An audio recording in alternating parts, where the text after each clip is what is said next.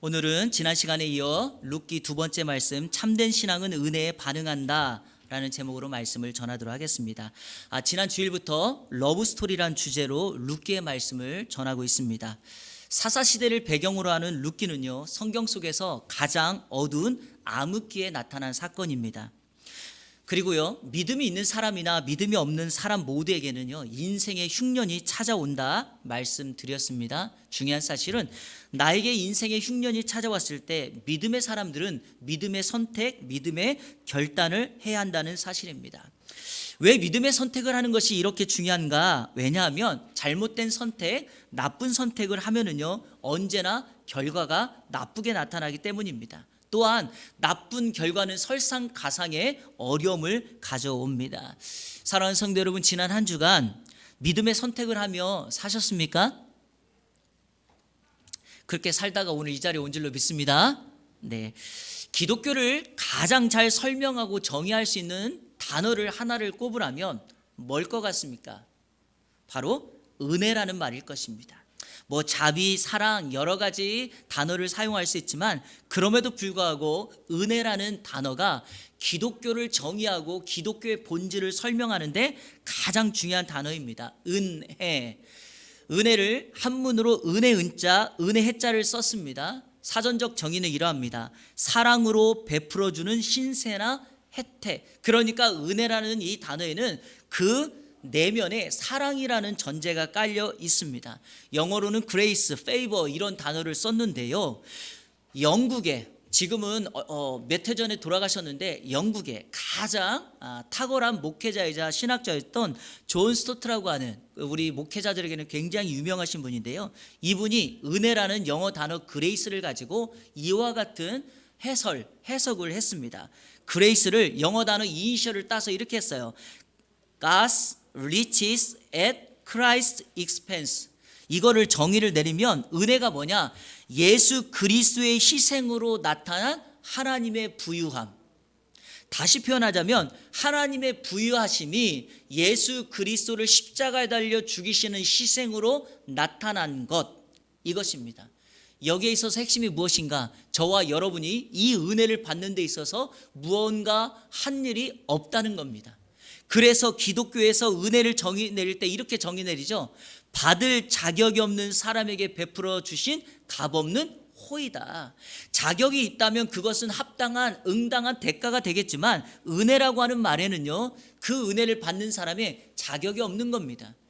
자격이 없었는데 하나님의 은혜가, 하늘의 부유하심이 예수 그리스도 독생자의 희생으로 우리에게 임하였다는 것입니다. 그러므로 은혜를 우리가 받았다면, 아니 우리가 은혜를 받았다고 믿는다면 성도는요, 마땅히 그 은혜에 대한 반응을 해야 합니다. 주일을 구별하여 오늘 예배하러 나오신 여러분, 왜 오늘 오셨습니까? 이 또한 은혜에 대한 반응이죠. 왜냐하면 한 주간 하나님이 은혜 주셔서 나를 살리셨고 보호해 주셨고 성도의 삶을 살게 했으니 마땅히 성도로서 이 주일을 구별하여 오늘 하나님께 예배하니까 이 또한 은혜에 대한 반응이며, 또 오늘 주일 예배를 드리면서 하나님의 은혜를 경험하고 우리는 받은 은혜로 이번 한 주간을 또 힘있게 달려나가는 것 아닙니까? 참된 신앙, 진정한 믿음은 언제나 은혜에 대해서 반응한다라는 것입니다. 그리고 은혜에 반응할 때 우리의 신앙과 우리의 믿음은 세상 속에서 빛나게 될 줄로 믿습니다. 지난 2월 10일 미국 뉴저지에 사는 60세의 브라이언 마이어스라는 사람이 한밤에 자다가 화장실을 가기 위해서 일어났는데 갑자기 뇌졸중으로 바닥에 쓰러지는 사건이 있었습니다. 911, 우리 한국으로 말하면 119에 신고를 하려 했는데 뇌졸중으로 쓰러지는 바람에 몸을 움직일 수가 없었습니다. 바로 그때 함께 살고 있던 반려견이었던 사디라는 독일산 셰퍼드가 마이어스에게 옵니다. 그 순간에 이 주인인 마이어스가 사디의 목덜미를 잡았더니 이 사디가 본능적으로 마이어스를 끌고 전화기가 있는 곳까지 뒷걸음쳐서 갔다는 거죠. 그래서 이 마이어스는 이 사디의 도움을 받아서 911에 전화를 했고 생명을 건질 수 있었습니다. 제가 이 이야기를 하려고 이 말을 한 게 아니고요, 마이어스라고 하는 이 사람이 데리고 있었던 이 사디는요, 원래 전 주인으로부터 구타를 당하고 버려지고 다친 반려견이었습니다. 작년 10월에 이 마이어스가 보호시설에 있던 사디를 데리고 온 거예요. 다시 말해서 이 사디를 살려준 거죠. 그랬더니 이 사디가 이번에는 자신의 주인의 위험의 순간에 이 주인을 구해내는 보온을 베풀었다는 것입니다. 은혜를 말하는데 개를 예로 들어서 좀 죄송합니다. 그런데 여러분, 이런 유머가 있더라고요. 이거 아십니까? 한 사람이 개하고 달리기를 했어요. 그랬는데 이 사람이 개보다 못 달렸어요. 그랬더니 이 사람을 뭐라고 불러요? 개만도 못한 놈이라고 불러요. 기분 나빠서 동시에 들어왔어요. 그랬더니 뭐라고 불러요? 개 같은 놈이래요. 이런저런 소리 듣기 싫어서 에이, 개보다 빨리 달려야 되겠다. 그래서 개보다 더 빨리 달렸더니 사람들이 개보다 더한 놈이라고 했다는 거죠. 여러분, 우리는 이런 말 듣고 싶지 않습니다. 개하고 비교되는 것 싫죠. 그런데 여러분, 적어도 우리가 하나님께 받은 은혜를 마땅히 반응하고 그 받은 은혜를 전하고 나눌 수 있다는 것, 이거는 성도로서 마땅히 해야 될 인지상정 아니겠습니까? 오늘 말씀을 통해서 바로 그 은혜를 반응했던, 그래서 그 은혜를 반응하여 참된 신앙의 모습을 보여주었던 사건을 오늘 함께 나누려고 합니다. 제가 지난 시간 룻기서 강의 첫 번째 시작하면서 룻기는 역사서로서 역사서의 성경을 읽을 때는 인물, 사건, 장소, 시간 이런 거에 집중해야 된다 그랬죠. 지난 시간에 베들레헴에 살고 있었던 한 가장이 흉년이 들자 모압이라는 땅으로 먹을 것을 찾아 떠났고, 그곳에서 잘못된 선택을 하여 남편과 두 아들이 다 죽는 사건이 있었다고 말씀드렸습니다. 자, 남성들은 다 죽고 홀로 남은 여성들, 그들에게 일어난 말씀이 바로 오늘 본문의 말씀입니다. 오늘 본문을요, 두 인물들을 비교해 가면서 그들이 오늘 말씀을 어떻게 이끌고 가는지 참된 신앙에 대해서 은혜에 반응한 모습을 함께 살펴보려고 합니다. 첫 번째, 하나님과 나오미를 보겠습니다. 하나님과 나오미. 오늘 본문 6절에 보니까 하나님은 자기 백성을 돌보시는 분입니다. 그래서 그 백성들에게 양식을 주신 분으로 나오고, 나오미는 그 은혜, 그 돌보심의 소식을 듣고 은혜에 반응하는 모습으로 고향인 베들레헴으로 돌아가려 하는 모습이 등장합니다. 자, 남편 죽고 두 아들 죽고 모압에 머문 지 10년이 지났을 때, 자, 6절을 다 같이 읽겠습니다. 시작. 그 여인이 모압 지방에서 여호와께서 자기 백성을 돌보시사 그들에게 은혜를 주셨다함을 듣고 이에 두 며느리와 함께 일어나 모압 지방에서 돌아오려 하여, 인생의 흉년이 왔을 때 인생에 찾아온 흉년에 대해 나쁜 결정을 한 엘리멜렉과 그의 가족들은 끔찍한 결과를 맞이했습니다. 그런데요, 이것과는 반대로 하나님은 언제나 자신의 백성들에게 은혜 베풀기를 원하시며 회복하기를 원하십니다. 나오미가 이름의 뜻이 기쁨이라 그랬는데 흉년을 통하여 남편 잃고 기쁨을 잃어버렸는데, 우리 하나님께서 그 나오미의 잃었던 기쁨을 회복하여 나오미란 이름을 원상 회복시키기를 원하셨습니다. 사랑하는 성도 여러분, 내 인생에 닫혀진 문, 내 인생의 흉년, 내 인생의 절망은요, 항상 그 출발이 하나님의 은혜를 경험하고 하나님의 은혜가 임했다는 소식을 듣는 것으로부터 시작한다는 것을 꼭 기억하시길 바랍니다. 하나님께서 베들레헴에게 다시금 양식을 주셨다는 말을 나오미가 모압에서 듣습니다. 그러니까 오늘 6절도 여호와께서 자기 백성을 돌보시사 그들에게 양식을 주셨다, 이렇게 말씀하죠. 자, 이를 통해서 다시 한번 강조하고 싶은 것, 지난 시간에 베들레헴의 떡집에 흉년이 들어 먹을 것이 없었다, 그것은 하나님의 분명한 의도와 섭리였음을 우리가 다시 한번 경험하게 됩니다. 그랬죠? 그러니까 오늘 본문에서 하나님께서 다시금 그들에게 양식을 주셨다라고 말씀하고 있습니다. 이런 면에서 이러한 은혜가, 하나님의 양식 주시고 돌보시는 은혜가 우리 이 안에 모든 성도님들에게 임하시기를 주님의 이름으로 축원합니다. 자, 모압에 머물고 있던 나오미가 하나님의 주신 은혜를 어떻게 반응하는가? 모압에서 베들레헴으로 돌아가는 것, 이걸 선택합니다. 그런데 여러분, 여기에는 숨겨진 의미가 담겨져 있죠. 모압은 세상의 자리고 인간적인 선택을 한 자리였죠. 베들레헴으로 돌아간다는 건 무엇입니까? 하나님께 돌아간다는 의미입니다. 다시 말하면 모압에서 나오미는 하나님께로 돌아가는 결단, 그 결단을 하고 있습니다. 이 세상에서 하나님의 은혜, 하나님을 알지 못하고 사는 사람들의 현재 모습은 영적인 모압을 사는 것과 같습니다. 이 모압에서 세상이 주는 만족에 취해 사는 것과 같습니다.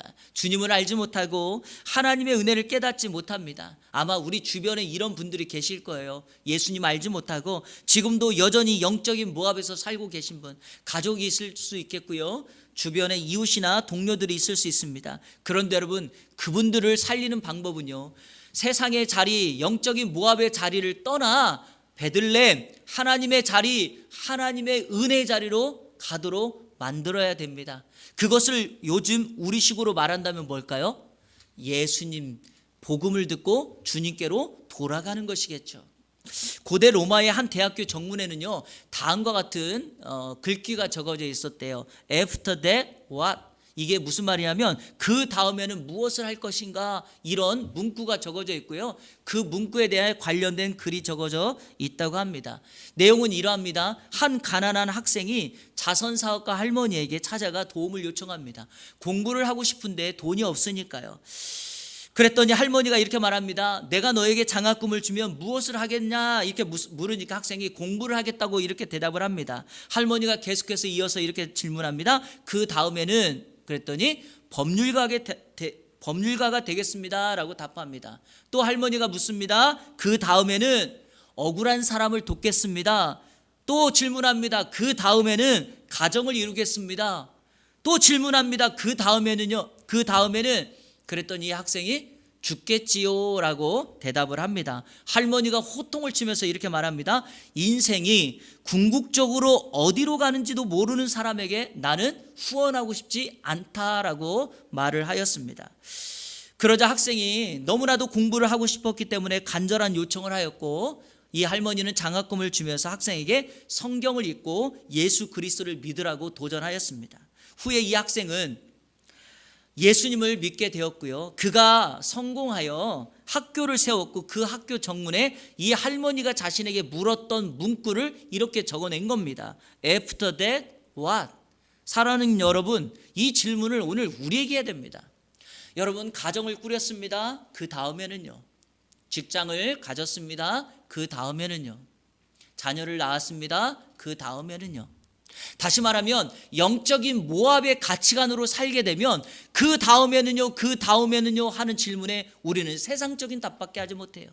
하지만 우리의 인생의 궁극적인 마지막 그 길에 예수 그리스도를 통한 그 영원한 생명의 길이 있다고 믿는다면 우리의 선택은 언제나 영적 모압에서 영적인 베들레헴으로, 세상의 가치관이 아니라 말씀의 가치관을 따라 사는 것, 그게 바로 저와 여러분이 선택해야 될 결정이며, 그것은 예수 그리스도를 믿는 것으로 시작한다는 사실을 꼭 기억하시기를 바랍니다.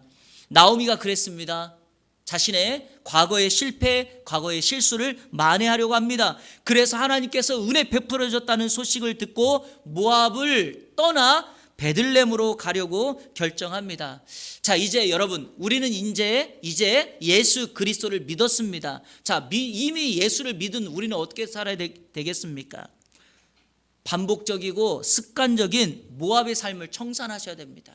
내가 반복적으로 세상적인 가치관에 따라 사는 것을 청산하고 매일매일 주님과 함께 교제하며 말씀과 기도의 삶, 여러분의 가치관이나 세계관을 말씀의 가치관으로 살아가게 되기를 주님의 이름으로 축원합니다.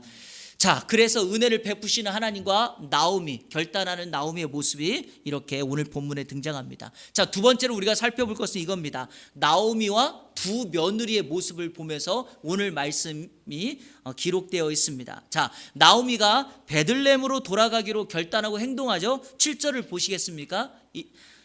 있던 곳에서, 그러니까 모압입니다. 모압에서 나오고 두 며느리도 그와 함께하여 유다 땅으로 돌아오려고 길을 가다가, 자, 이제 결단하고 두 며느리와 함께 베들레헴으로 가려고 길을 가고 있습니다. 자, 여러분, 이거를 드라마의 한 장면으로 살펴볼까요?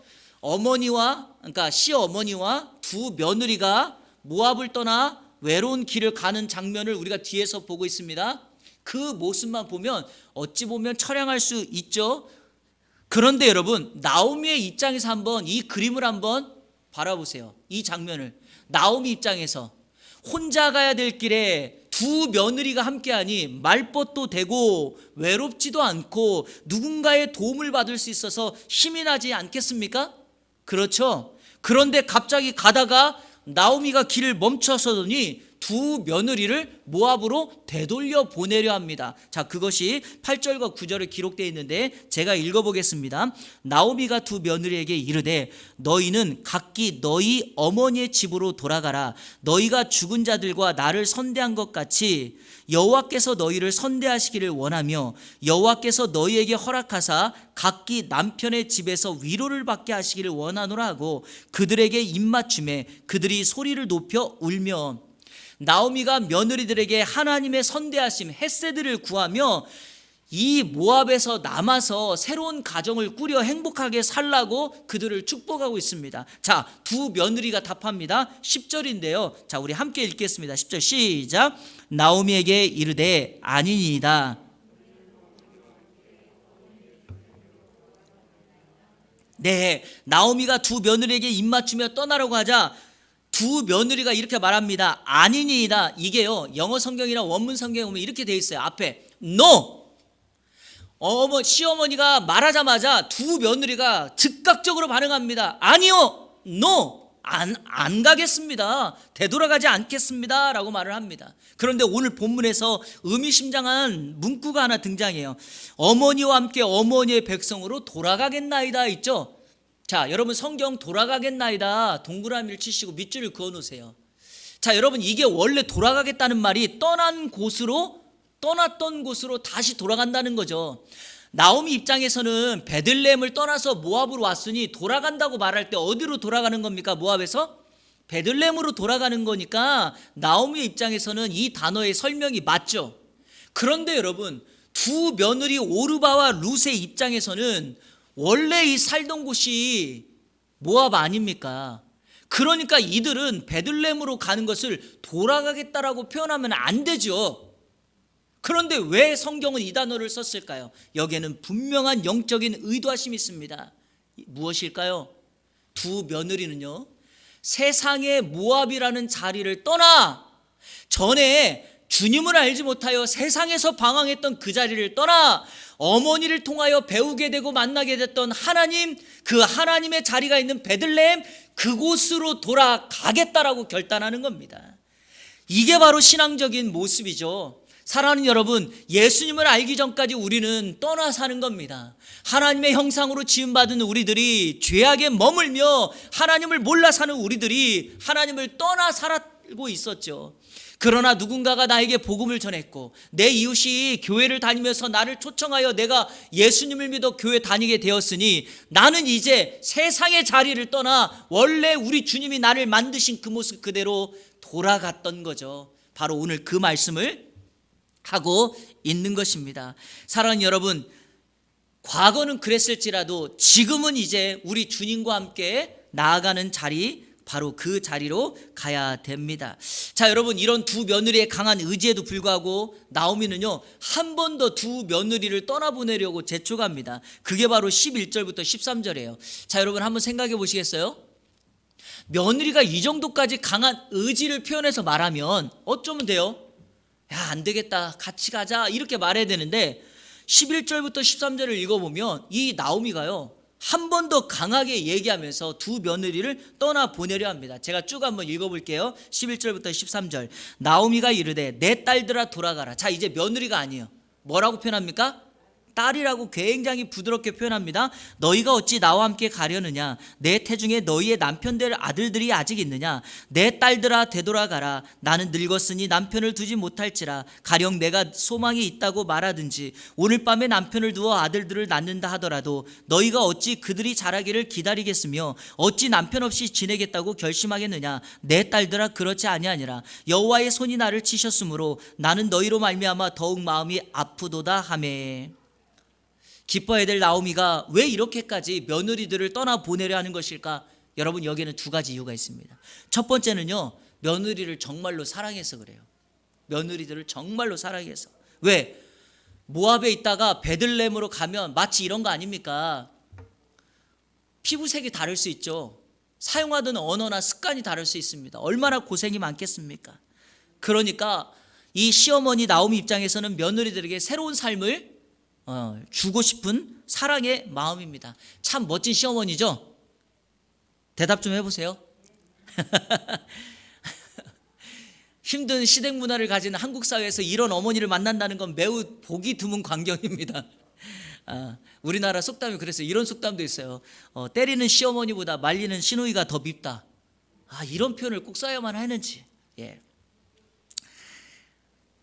이런 재미난 쪼크도 있어요. 시골에 사시던 시어머니가 정기적으로 며느리 아들 집에 방문하니까 너무 힘들어서 며느리가 아파트로 이사를 갔어요. 아파트로 이사를 갔는데 집 주소를 아파트 이름을 안 알려주고, 여러분 여기 그 롯데캐슬 원래 그 닉네임으로 불려지는 게 혹시 뭔지 아십니까? 마르세도르. 그래서 아파트 이름을 안 알려주고 마르세도르라고 알려주는 거예요. 분당 같으면 달빛 마을 이런 식으로. 그랬더니 시어머니가 2달을 집을 찾아오지 못하더라는 거예요. 그런데 3달째 되전에 집을 찾아온 거예요. 시누이를 대동하고. 좋은 관계를 가지시기 바랍니다. 나오미는 정말 며느리들을 사랑했을 거예요. 그런데 여기에는 또 다른 하나의 이유가 숨겨져 있어요. 그게 뭐냐? 이거를 우리가 좀 발견해야 되는데, 나오미 자신의 흠을 제거하기 위해요. 자신의 실수를 덮으려고 한 거예요. 베들레헴을 떠났을 때 믿음의 사람으로 믿음의 선택을 했어야 되는데 잘못된 선택을 했죠. 10년이 지났음에도 불구하고 나오미가 고향으로 돌아가면 자신의 친척들이 있을 것이며 나오미를 보는 순간 그때 과거가 추억될 건데, 더군다나 2 며느리를 데리고 가면 그때도 잘못된 선택을 했건만 또 모압 사람하고 결혼시켰다고 말을 들을까 봐 이 나오미는 2 며느리를 떠나 보내려 했던 겁니다. 왜 그렇게 추측하냐고요? 오늘 11절부터 13절까지 읽었던 말씀에 신뢰를 들 수가 있어요. 자, 나오미가 며느리를 돌아가라고 말하면서 했던 말이 뭐예요? 내게 아들이 없다. 내가 누군가와 결혼해서 아들을 낳아서 너희들에게 줄 수 없다. 이 말을 왜 하죠? 이거는요, 레위기에 보면 계대결혼법이라는 게 있어요. 창세기 38장에 보면 잘 나와 있습니다. 큰아들이 결혼을 했는데 아들을 낳지 못하고 죽었어요. 그럼 어떻게 하는가? 자손을 잃기 위해서 둘째가 형수님과 결혼해서 가정을 이루어서 형의 이름을 이어가는 이런 것이 계대결혼법이거든요. 그런데 여러분, 나오미가 지금 그 이야기를 며느리들에게 해요. 이 며느리들은 모압 사람이기 때문에 이런 배경을 몰라요. 왜 이런 배경도 모르는 내용을 며느리들에게 합니까? 모르는 것을 신앙적으로 바꾸어서 애둘러서 표현한 거라니까요.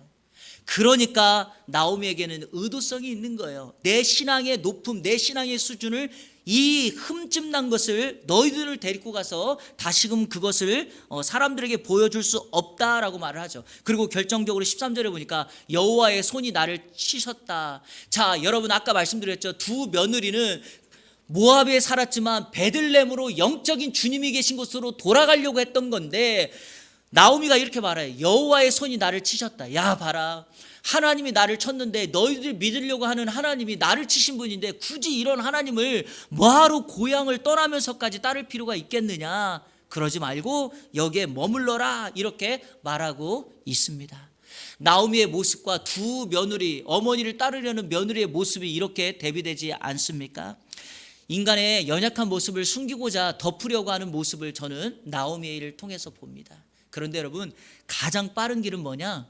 덮는 게 아니라 주님 앞에 나와서 회개하는 길이에요. 이번 한 주간 하나님의 은혜를 은혜의 날개로 덮으시고요, 죄악의 것은 주님 앞에 드러내어 회복되는 우리 모든 이 안의 성도님들 되시길 축복합니다. 마지막 세 번째, 며느리 오르바와 며느리 룻의 모습을 보겠습니다. 이 두 모습이 또 대조가 돼요. 자, 14절 다 같이 읽겠습니다. 14절은 시작. 그들이 소리를 높여 다시 울더니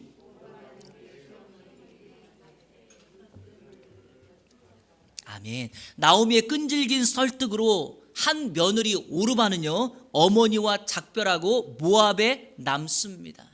그런데 이 결정이 오르바의 인생에 낙인을 찍습니다.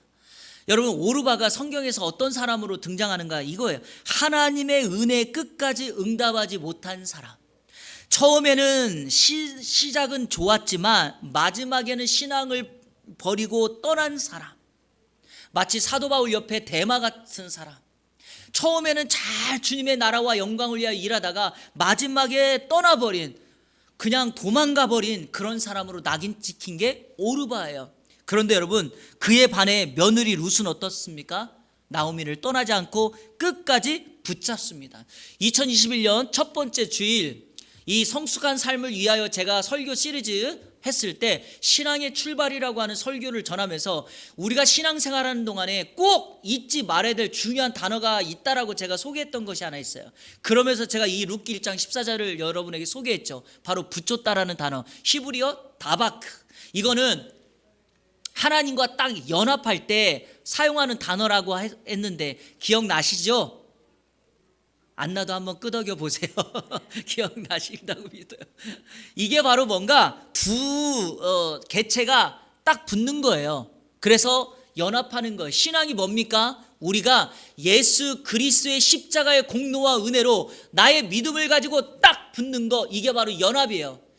룻은 어머니를 끝까지 붙여찼는데 마치 풀로 딱 붙이듯이 그 어머니가 믿고 있는 하나님을 끝까지 따라갔다라는 거예요. 그래서 룻을 가리켜 끝까지 은혜에 대한 반응을 하여 역사의 변곡점을 만든 사람, 그리고 하나님의 주신 은혜를 마음에 새기고 반응하며 결단했던 사람, 하나님께서 미약한 한 여인을 통하여 인류의 새 역사를 시작하게 만들었던 사람, 그게 바로 룻입니다. 사랑하는 여러분, 기독교에서 말하는 은혜, 받을 자격이 없는 사람에게 베풀어 주시는 하나님의 호의는 바로 이 룻기서의 룻을 통하여 명확하게 드러나고 있습니다. 이방 사람으로, 여성으로 어떤 은혜도 받을 자격이 없었지만 그 룻이 끝까지 우리 주님을 붙잡았더니 하나님께서는 이 룻이라는 여인을 통하여 역사의 가장 어두운 암흑기 속에서 마치 한 줄기의 이 빛의 광명을 딱 비추듯이 이 여인의 사건을 기록하여 희망의 빛을 쏘아 올립니다. 그리고 역사적으로 보니까 하나님께서 이 룻의 반응과 결단을 기뻐하시고 그에게 사람을 붙여주시고 하나님의 예비하신 섭리하심을 통하여 그 룻을 사용하십니다. 사랑하는 성도 여러분, 지금 당장 나의 결단을 통하여 어떤 결과가 내 눈에 보이지 않을 수가 있습니다. 그런데요, 우리의 선택과 결단이 믿음의 선택이고 은혜에 대한 반응이라면 여러분 걱정하지 마세요.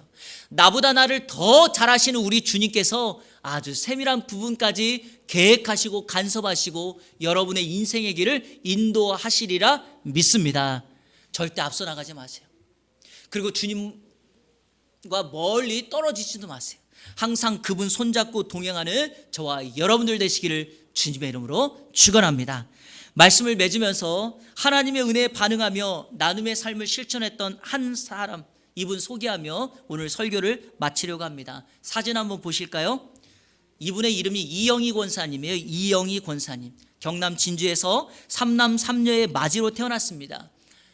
어릴 때부터 꿈이 퀴리 부인과 같은 사람이 되겠다는 큰 포부를 가지고 살았죠. 그러나 가정 형편이 어려워서 고등학교까지는 공부를 했지만 대학 공부를 할 수 없었습니다. 그 즈음에 외갓집이 있는 부산에 갈 때마다 부산 그 산정현 교회를 다녔는데, 그 산정현 교회는요, 한국의 슈바이처, 작은 예수, 바보 의사라고 불리우는 장기리어 박사님이 장로로서 이 교회를 다니고 있었어요. 그런데 이 장기려 박사님이 가족들을 북한에 다 놔두고 혼자 내려왔기 때문에 늘 가족에 대한 그리움이 있었는데, 그분은요 홀로 된 몸으로 결혼하지 않고 그냥 이 땅에서 부산에서 고신대학교와 고신대에 있는 간호학교를 세우면서 헌신했던 분입니다. 그런데 북한에 두고 온 딸의 이름이 영희였어요. 그래서 이 장로님은 이 이영희, 이 어린이를 너무나도 좋아했어요. 결국에 대학을 가지 못했던 이 이영희에게 장기려 박사님이 그때 당시 고신대학교에서 간호학교가 세워졌을 때 일기 학생으로 이 이영희 권사님을 받아주었고, 장기려 박사님의 특별한 사랑과 은혜를 받습니다. 후에는요 임용고시를 치루어서 고등학교의 교련 교사가 되고요, 고신대학교에서 강사로서 후학을 양성합니다. 30년 동안 결혼도 하지 않고 교편 생활을 하다가 뒤에 있는 5남매 동생들을 다 시집장가 보낸 후에 2001년도에 현직에서 은퇴를 합니다. 그런데 2001년도에 다니던 교회, 서울 영동교회 고신측에 신세훈 장로님과 결혼을 해요. 늦은 나이에. 여러분, 이 신세훈 장로님이 누구냐? 정주영 회장 아시죠? 정주영 회장 옆에서 17년 동안 격리과장으로 일했던 분이에요. 신앙이 너무나도 좋은 분이에요.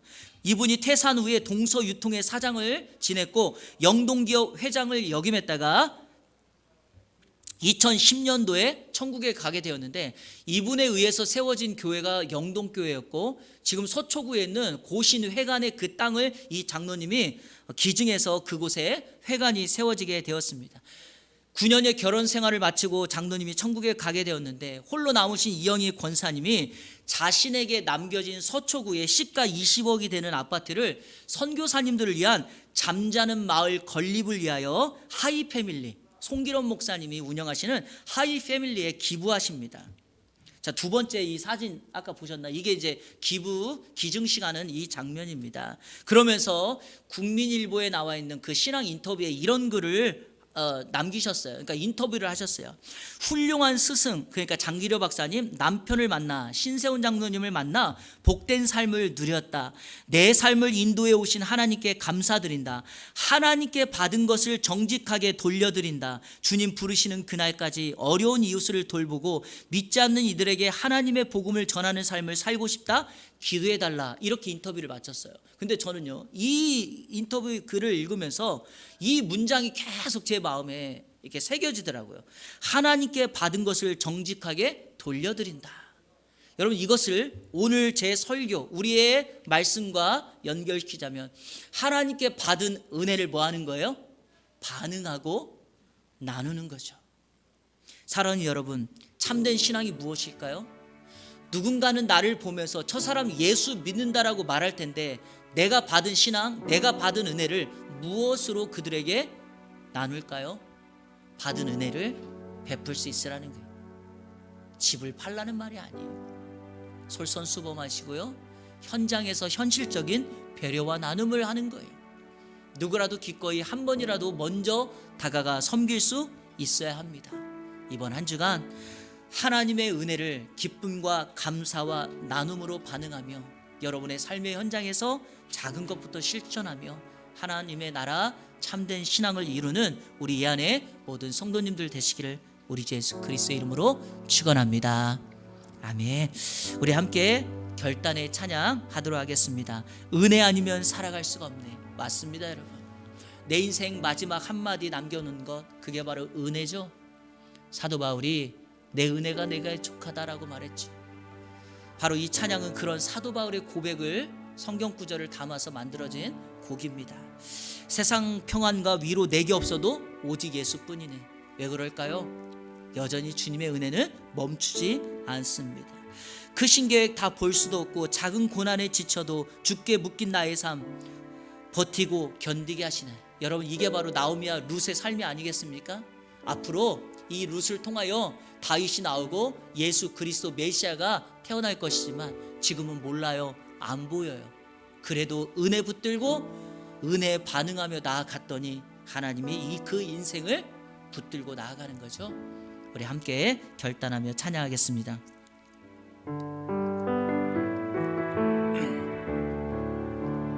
은혜 아니면 살아갈 수가 없네.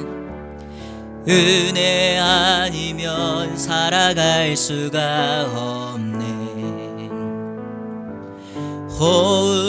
호흡마저도 다 주의 것이니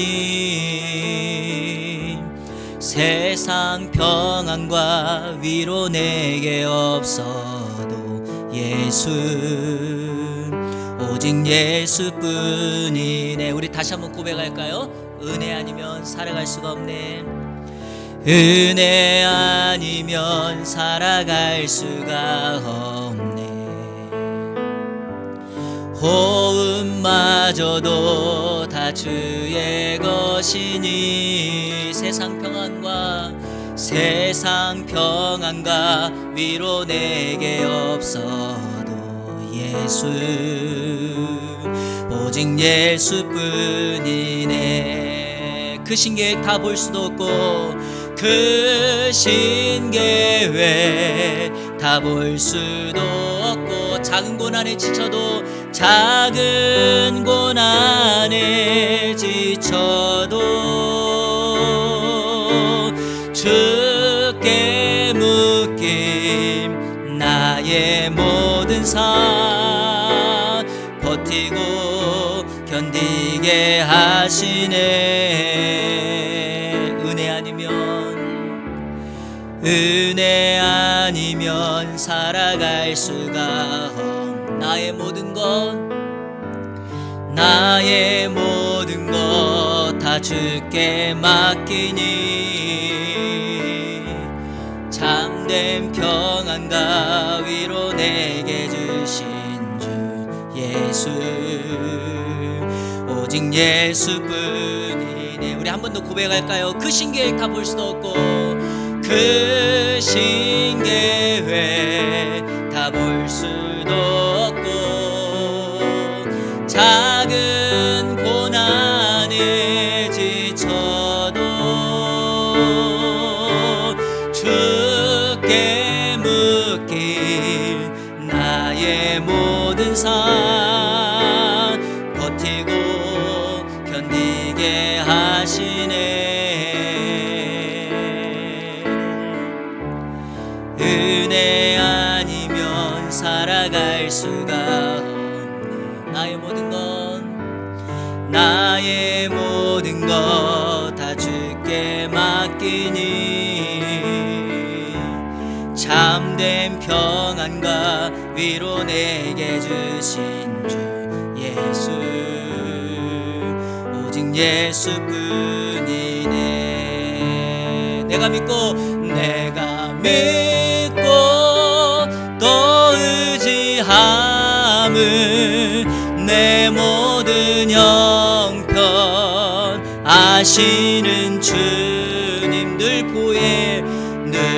보호해 주실 것을 나는 확실히 한 번 더 내가 믿고 또 의지함은 내가 믿고 또 의지함은 내 모든 형편 아시는 주님 늘 보호해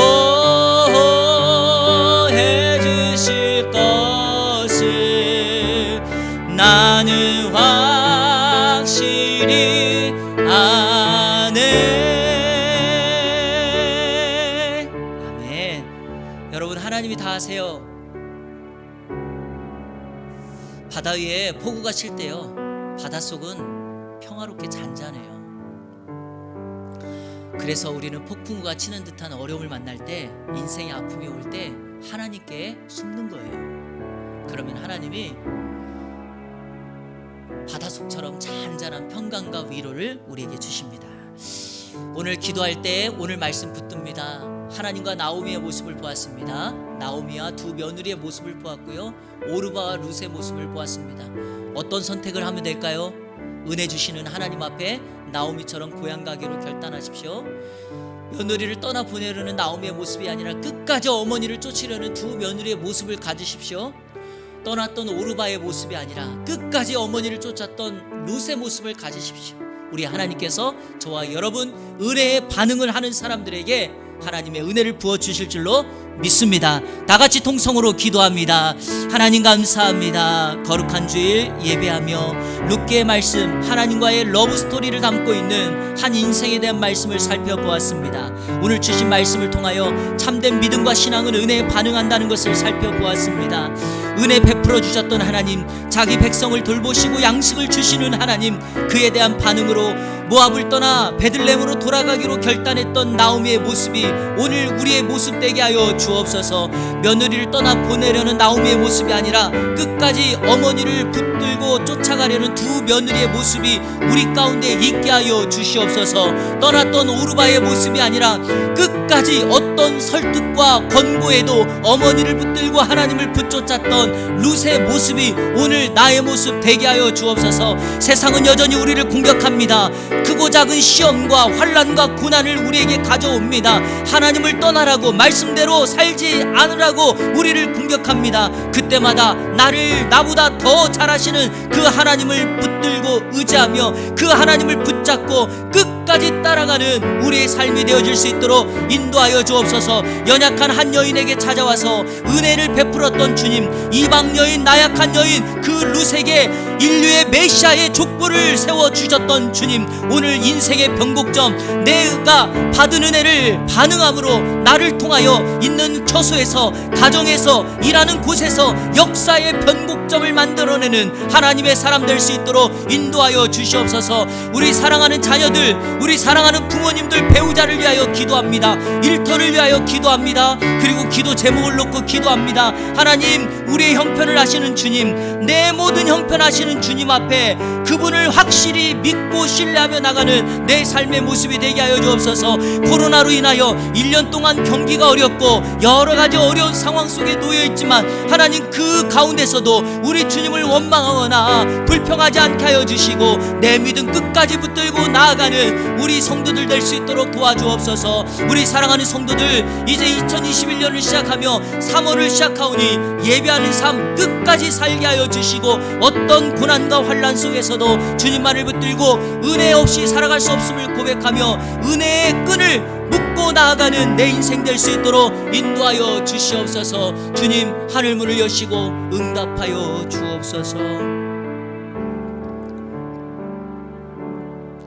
하나님 아버지, 감사합니다. 오늘 하나님의 말씀을 듣고 참된 신앙, 참된 믿음은 은혜에 반응하는 것이라 살펴보았습니다. 오늘 내 신앙이 말씀대로 들었던 것처럼 하나님 앞에 반응하였던 룻처럼, 그리고 어머니에게 반응했던 두 며느리처럼, 그리고 어머니를 끝까지 쫓았던 룻처럼 은혜에 반응하며 하나님의 뜻대로 살아가는 이번 한 주간 되게 하여 주시옵소서. 예수 그리스도의 이름으로 기도하옵나이다. 아멘.